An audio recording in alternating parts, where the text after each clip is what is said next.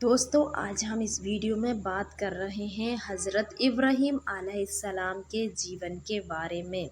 दुनिया भर के मुसलमान हर साल हज करने के लिए मक्का जाते हैं। यहाँ खानाए काबा देखते हैं, अल्लाह की इबादत करते हैं। यही नहीं, हर साल कुर्बानी भी करते हैं। आखिर ऐसा क्यों करते हैं, ये बात हज़रत इब्राहीम से संबंधित है। आइए आज हम इस वीडियो में जानते हैं। दुनिया भर के मुसलमान जिस इस्लाम धर्म को मानते हैं, उसमें अल्लाह ने 1,24,000 पैगंबर भेजा। सबसे आखिरी पैगंबर हज़रत मोहम्मद सल्लल्लाहु अलैहि वसल्लम थे। इन्हीं पैगंबरों की सूची में एक नाम आता है हज़रत इब्राहीम अलैहिस्सलाम का। अल्लाह ने जो कुरान उतारा है उसकी 14वीं सूरह इब्राहीम है। इस पवित्र कुरान में हज़रत इब्राहीम अलैहिस्सलाम का नाम बार बार आता है। न सिर्फ मुसलमान बल्कि यहूदी व ईसाई भी हज़रत इब्राहीम अलैहिस्सलाम को अपना पैगंबर मानते हैं। हज़रत इब्राहीम अलैहिस्सलाम ने समाज में एक खुदा का संदेश दिया था, लोगों से एक खुदा पर यकीन लाने की सलाह दी थी। हज़रत इब्राहीम अलैहिस्सलाम का जन्म करीब 4000 वर्ष पूर्व इराक में हुआ था।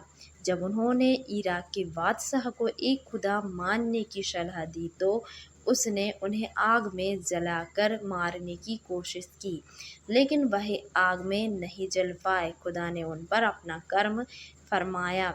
इसके बाद बादशाह ने उन्हें अपने देश से निकाल दिया। वह इराक छोड़कर सीरिया चले गए, वहाँ से वह फ़िलिस्तीन चले गए। कहा जाता है कि इसी दौरान वह अपनी पत्नी हज़रत सारा के साथ मिस्र देश चले गए। मिस्र के बादशाह ने हज़रत हाजरा को उनकी पत्नी हज़रत सारा की खिदमत में पेश किया। तब तक हज़रत सारा माँ नहीं बनी थी, उन्हें कोई औलाद नहीं थी। मिस्र देश से हज़रत इब्राहीम पुनः फ़िलिस्तीन लौट आए। इसी बीच उनकी पत्नी सारा ने हज़रत इब्राहीम से कहा कि आप हाजरा से निकाह कर लीजिए। उस समय हज़रत इब्राहीम की उम्र करीब 80 साल थी। खैर, सारा के कहने पर उन्होंने निकाह कर लिया और दूसरी पत्नी से एक बेटा हुआ। नाम रखा हज़रत इस्माइल।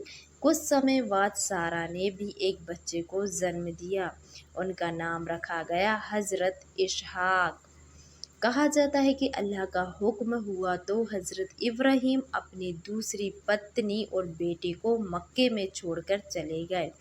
जिस जगह पर हज़रत हाजरा और इस्माइल को छोड़कर गए, वहाँ की ज़मीन बेजान थी।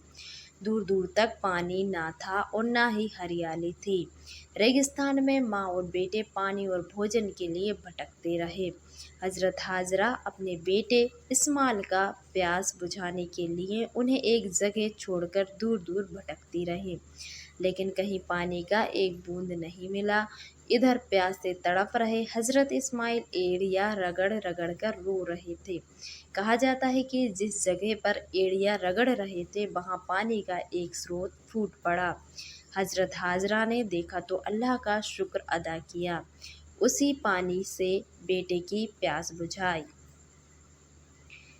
एक दिन उसी रास्ते से कुछ व्यापारी गुजर रहे थे।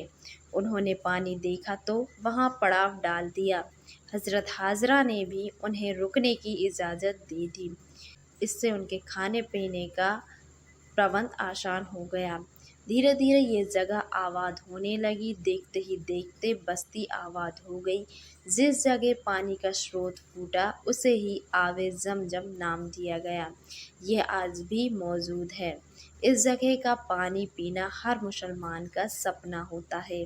यहीं पर खानाए काबा आबाद हुआ। यहाँ अब भी हर साल हज करने जाते हैं।